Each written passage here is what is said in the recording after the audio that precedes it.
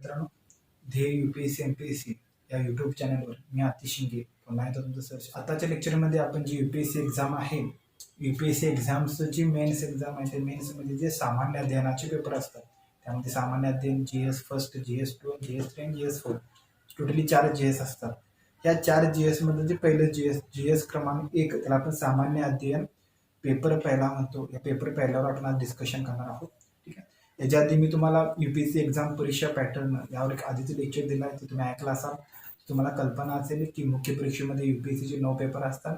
9 मध्ये पहिला पेपर असतो तो भाषा विषयाचा असतो, इंग्लिश कंपल्सरी. दुसरा पेपर असतो तो मराठी विषयाचा असतो, म्हणजे भाषा विषय भारतीय भाषा विषयाचा असतो. त्यामध्ये तुम्ही कोणतीही भारतीय भाषा निवडू शकता. तिसरा पेपर असतो तो निबंधचा असतो. आणि चौथा पेपर हा सामान्य अध्ययन पेपर क्रमांक 1 असतो. पाचवा पेपर हा सामान्य अध्ययन पेपर क्रमांक 2 असतो. त्यानंतर पुन्हा 5वा आणि 6वा पेपर हे सामान्य अध्ययनाचे असतात. त्यानंतर 2 पेपर हे ऑप्शनलचे असतात. ठीक आहे. त्यातला तो सामान्य अध्ययनाचे जे पेपर आहेत त्यामध्ये जो GS फर्स्ट आहे, त्या GS फर्स्टचं आपण आज लेक्चरचं डिस्कशन करणार आहोत. सुरुवातीला घेऊया की पहिला आज आपल्या टॉपिकचं नाव आहे UPSC एक्झाम. UPSC एक्झाम मधला पहिला पेपर त्याला आपण म्हणतो सामान्य अध्ययन, त्याला म्हणतात GS फर्स्ट. ठीक आहे. जनरल स्टडीज पेपर पहिला की GS फर्स्ट असं म्हणतात. ठीक आहे. आज आपल्याला ह्या पेपरचं विश्लेषण करायचं. सुरुवातीला ह्या पेपरचं जे टायटल आहे हे टायटल याच्या आधी मी थोडं सांगितलं, तुम्हाला कल्पना आहे. GS फर्स्टचं टायटल म्हणला की त्यामध्ये काय येतं तर भारतीय कला आणि संस्कृती, भारतीय कला आणि संस्कृती. त्यानंतर भारताचा व जगाचा इतिहास, भारताचा व जगाचा आधुनिक इतिहास, भारताचा व जगाचा आधुनिक इतिहास. त्यानंतर भारताचा व जगाचा भूगोल, भारताचा व जगाचा भूगोल. त्यांचा सब्जेक्ट होतो भारतीय समाज. भारतीय समाज. ठीक आहे. UPSC सामान्य अध्ययन पेपर क्रमांक 1 या पेपर क्रमांक 1चं हे काय आहे तर टायटल आहे की भारतीय कला संस्कृती, भारत व जगाचा भूगोल, त्यानंतर भारत व जगाचा आधुनिक इतिहास आणि त्यानंतर भारतीय समाज. ठीक आहे. आता आपण ह्याच पेपरचं विश्लेषण करत आहोत की भारतीय कला संस्कृतीमध्ये नेमकं तुम्हाला काय अभ्यास करायचा, भारताचा व जगाचा आधुनिक इतिहासामध्ये नेमकं तुम्हाला काय अभ्यास करायचा आणि भारतीय भूगोलमध्ये तुम्हाला कोणत्या, भारत व जगाचा भूगोलमध्ये कोणते टॉपिक अनालिसिस करायचा आणि भारतीय समाजामध्ये तुम्हाला परीक्षेला क्वेश्चन येतात, काय येतात, ह्या पेपरमध्ये आपण आज डिस्कशनला सुरुवात करत आहोत. तर सुरुवातीला बघूया की भारतीय कला आणि संस्कृती ह्यामध्ये नेमकं काय येतं. म्हणजे आजचं पहिलं लेक्चर म्हणजे काय तर ओव्हरऑल जर तुम्ही या GS पेपर फर्स्टचं विश्लेषण केला तर GS पेपर फर्स्ट मध्ये 3 विषय येतात. कोणते 3 विषय येतात तर सुरुवातीला पहिला विषय येतो यामध्ये इतिहास, त्यानंतर दुसरा सब्जेक्ट येतो जॉग्राफी, तिसरा सब्जेक्ट येतो त्याला आपण भारतीय समाज म्हणतो की समाजशास्त्र. ठीक आहे. पण तुमच्या परीक्षेच्या मध्ये समाजशास्त्र शब्दाचा उल्लेख नाही, तर भारतीय समाज आहे. समाजशास्त्र वेगळं आणि भारतीय समाज वेगळं. तुमच्या परीक्षेच्या दृष्टिकोनातून समाजशास्त्र महत्वाचं, असा भारतीय समाजाचा अभ्यास करायचा, समाजशास्त्र विषयाचा अभ्यास करायचा नाही. मग ओव्हरऑल यामध्ये किती 3 विषय येतात. इतिहासामध्ये पाहिला तर इतिहासामध्ये कोणकोणत्या गोष्टी येतात त्यामध्ये तर भारतीय, पहिली गोष्ट भारतीय कला आणि संस्कृती येते. भारतीय कला आणि संस्कृती येते. ठीक आहे. आणि मला वाटतं आताच आपण ह्याचं विश्लेषण करा. भारतीय कला आणि संस्कृतीमध्ये तुम्हाला नेमकं कोणत्या गोष्टीचा अभ्यास करायचा. तुमच्या परीक्षेच्या क्वेश्चनचा विचार केला तर कला आणि संस्कृतीमध्ये नेमकं काय येतं. जेव्हा तुम्ही प्राचीन इतिहासाचा अभ्यास करता तर प्राचीन इतिहासामध्ये तो क्रमच आहे. सुरुवातीला सिंधू संस्कृती येते, मग वैदिक संस्कृती येते, उत्तर वैदिक कालखंड आहे, मौर्य साम्राज्य आहे, त्याच्यात 16 महाजनपदे आहेत, बौद्ध, पुन्हा गौतम बुद्ध आहेत आणि बौद्धांच्या फिलॉसॉफी आहेत, समुद्रगुप्ताचा कालखंड आहे, त्यानंतर पुन्हा भारतीय दर्शन आहे. भारतीय दर्शनमध्ये साक्य प्रणाली आहे, योग्य प्रणाली आहे, मीमांसा आहेत. हे सगळं भारतीय दर्शन पण येतात. त्यामध्ये सुफीवाद पण येतो आणि भक्ती संप्रदाय पण येतो. हा सगळा काय येतो भारतीय व कला आणि संस्कृतीच्या सिलेबसमध्ये ह्या सर्व गोष्टी येतात. ठीक आहे. पण या सगळ्या गोष्टीचा तुम्हाला अभ्यास करताना नेमकं स्ट्रक्चर कसं पाहिजे तर तुम्हाला भारतीय कला आणि संस्कृतीचा अभ्यास करत असताना तिथलं पुन्हा तुम्हाला पहिला सामाजिक, आर्थिक, राजकीय जीवनाचा अभ्यास पाहिजे. त्याचबरोबर तिथं सांस्कृतिक जीवनाचा अभ्यास पण पाहिजे. आणि सांस्कृतिक जीवनामध्ये तुम्हाला प्रॉपर तिथं धर्म कोणता होता, धर्माबाबत विचारधारा कोणत्या होत्या, त्यानंतर त्यामध्ये साहित्य कोणतं होतं, संगीत कोणतं होतं, चित्रकला कोणत्या होत्या, नृत्यकला कोणत्या होत्या. ठीक आहे, यावर परीक्षेला तुमच्या मेन्सला क्वेश्चन येऊन जातात. विशेष करून कम्पॅरेटिव्ह येतात. जेव्हा तुम्ही प्राचीन ज्या कला आणि संस्कृतीचा जो क्वेश्चन येतात ते साधारणपणे जो आपला जो प्राचीन इतिहास आहे, प्राचीन इतिहासाच्या कला संस्कृती आणि मध्ययुगीन इतिहासाच्या मध्ययुगीन हे दोन इतिहासाच्या तुम्हाला विशेष करून कला आणि संस्कृती विचारल्या जातात. की प्राचीन इतिहासामध्ये वैदिक कालखंडामध्ये संस्कृती कशी होती, कला कशा होत्या, उत्तर वैदिक कालखंडामध्ये कसं होतं, सिंधू संस्कृतीच्या कालावधीमध्ये कसं होतं, हे प्रामुख्याने विचारतात. की गौतम बुद्ध आणि महावीराचं दर्शन सुद्धा विचारतात. ठीक आहे, हे प्राचीन इतिहासामध्ये विचारलं जातं. आणि मध्ययुगीन इतिहासामध्ये सल्तनत कालखंड असेल किंवा मुघलशाहीचा कालखंड असेल, सल्तनत आणि मुघलशाहीच्या कालखंडामध्ये भारताची कला आणि संस्कृतीमध्ये कोणतं परिवर्तन झालं, ह्या परिवर्तनावर परीक्षेला क्वेश्चन जास्त येतात. ठीक आहे, तर मला वाटतं यामध्ये तुम्हाला नेमकं काय काय करायचं आहे, तर तुम्हाला भारतातील ज्या 5 ते 10 संस्कृती आहेत त्या संस्कृतीचा चांगला अभ्यास करायचा आहे. तिथला राजकीय, सामाजिक, आर्थिक जीवनाचा अभ्यास करायचा आहे. ज्या भारताच्या महत्त्वाच्या फिलॉसॉफी आहेत, गौतम बुद्ध असेल किंवा भगवान महावीर असतील किंवा त्यानंतर बाकीचे साख्य प्रणाली जे दर्शन आहेत, त्या दर्शनाचा तुम्हाला अभ्यास करायचा, ते चांगल्या प्रकारे समजून घ्यायचा आहे. आणि त्याचबरोबर जे सुफीवाद आहे, भक्ती संप्रदाय आहे, इथपर्यंतचा कालावधी तुम्हाला माहिती पाहिजे, कारण यावर परीक्षेला क्वेश्चन येऊन गेलेले आहेत. आणि मध्ययुगीन कालखंडामध्ये की मध्ययुगीन कालखंडामध्ये आपल्या कला व साहित्यामध्ये कोणतं परिवर्तन झालं, ते परिवर्तन तुम्हाला माहिती पाहिजे. आणि त्या कालखंडामध्ये स्थापत्य कलेचा चांगला विकास झाला होता. स्थापत्य कलेवर या कालखंडाचे भरपूर क्वेश्चन येतात. ते तुम्हाला फक्त स्ट्रक्चर थोडं माहिती पाहिजे कला संस्कृतीमध्ये. त्यामध्ये इतिहासामध्ये दुसरा सिलेबस मध्ये कुठला उल्लेख केला तर तुम्हाला मध्ययुगीन बघा, प्राचीन आणि मध्ययुगीन इतिहासाचा तुम्हाला फक्त कला आणि संस्कृतीचा अभ्यास करायचा आहे. इथं पहिली गोष्ट म्हणजे राजकीय इतिहासाचा अभ्यास करायचा नाही. हे सगळ्यांना पहिला चांगल्या प्रकारे माहिती पाहिजे.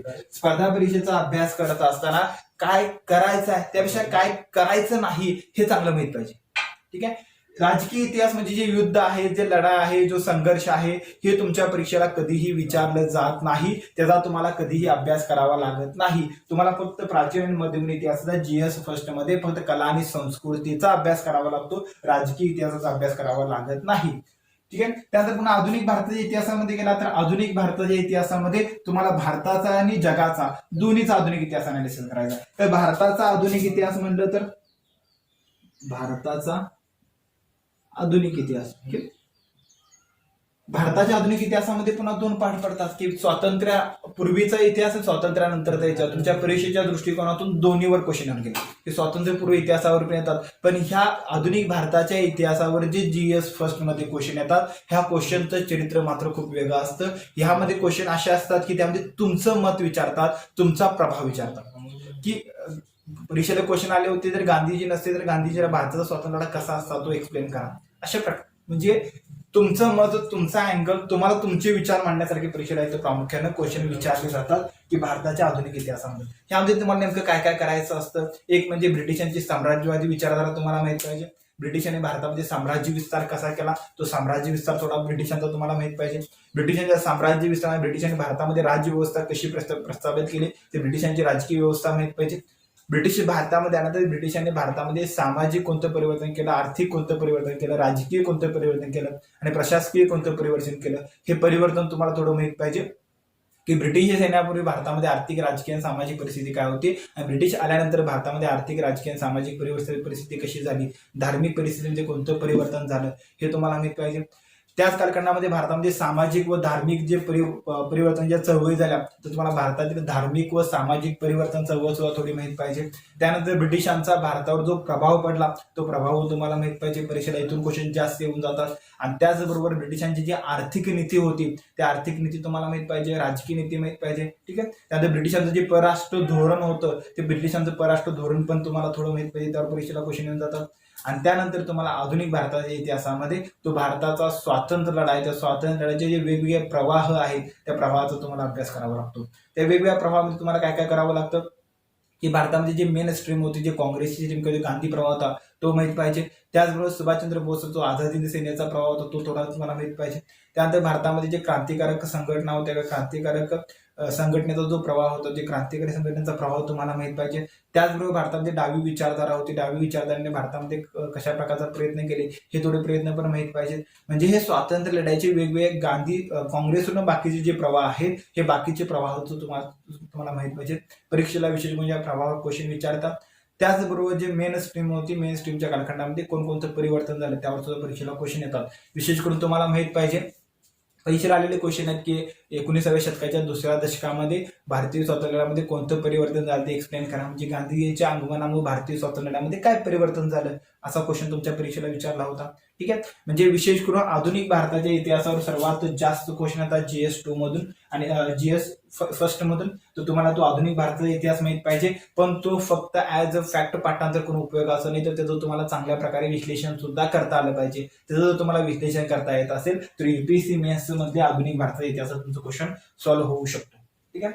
त्यानंतर पुढे हा झाला आधुनिक भारताचा इतिहास. त्यानंतर पुढे गेला की या आधुनिक भारताच्या इतिहासामध्ये स्वातंत्र्यानंतर जो भारत आहे त्या स्वातंत्र्यानंतर भारतावर सुद्धा परीक्षेला क्वेश्चन विचारतात. मग स्वातंत्र्य भारतामध्ये तुम्हाला परीक्षेला क्वेश्चन कसे येतात, तर विशेष करून जे स्वातंत्र्य भारतामध्ये जी फाळणी झाली त्या फाळणीवर क्वेश्चन विचारला जातो, किंवा भारतामध्ये जे संस्थानिकांचे विलिनीकरण झालं ते संस्थानिकांचे विलिनीकरणावर पण क्वेश्चन विचारतात, किंवा स्वातंत्र्य भारतामध्ये राज्य पुनर्रचना आयोग जो आहे भारताची पुन्हा राज्यांची निर्मिती कशी झाली त्यावर पण क्वेश्चन विचारतात. त्यानंतर नेहरूंचा जो कालखंड होता, नेहरूंच्या कालखंडामध्ये जे महत्वाचे डिसिजन होते, ते महत्वाचे निर्णय होते, त्या महत्वाच्या निर्णयाचा परीक्षेला क्वेश्चन विचारला जाऊ शकतो. त्यानंतर पुन्हा जो इंदिरा गांधीचा कालखंड आहे, इंदिरा गांधीचा कालखंडाचा क्वेश्चन विचारतात. त्या कालखंडामध्ये ब्लू स्टार ऑपरेशन विचारतात. हे तुम्हाला थोडं करावं लागतं. म्हणजे स्वातंत्र्यानंतरचा जो महत्वाचा कालावधी आहे, जसं आणीबाणी वगैरे आहेत, हे परीक्षेसाठी खूप महत्वाचे आहेत.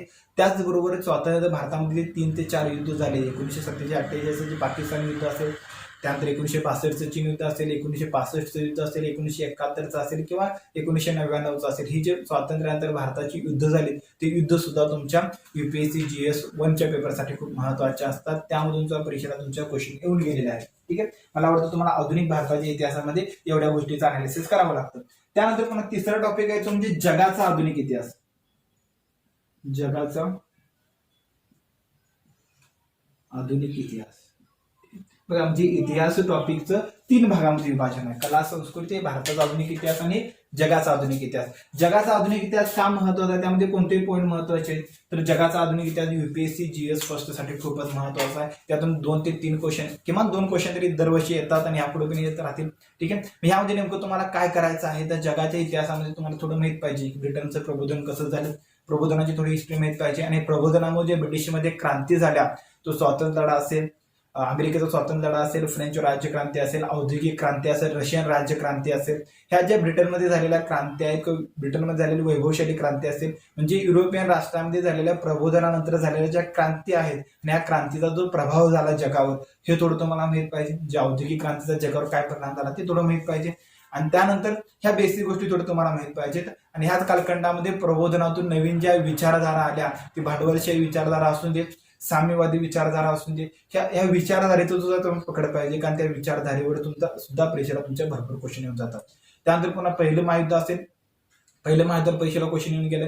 त्यानंतर पुन्हा मधला जो हुकुमशाहीचा कालखंड आहे, तर तुमच्या जगामध्ये हुकुमशाहीचा उदय, तर हुकुमशाही म्हणजे काय, ते नाजीवाद म्हणजे नेमकं काय, तो फॅसिवाद म्हणजे नेमकं काय, तो थोडा माहित पाहिजे. त्याच्या विचारधारा थोड्या माहित पाहिजे, तिथून क्वेश्चन येतात. पुन्हा दुसऱ्या महायुद्ध कसं झालं, त्याला 13 परीक्षेला क्वेश्चन गेल्यात. आणि दुसऱ्या महायुद्धानंतर पुन्हा 2 विचारधारा आणि ते पुन्हा शीतयुद्ध, शीतयुद्ध कालखंडाच्या ज्या घडामोडी आहेत त्या घडामोडीवर पण परीक्षेला क्वेश्चन गेल्यात. तर हा सगळा जो जगाच्या इतिहासाचा डाटा आहे तो तुमच्या परीक्षेसाठी खूपच महत्वाचा आहे.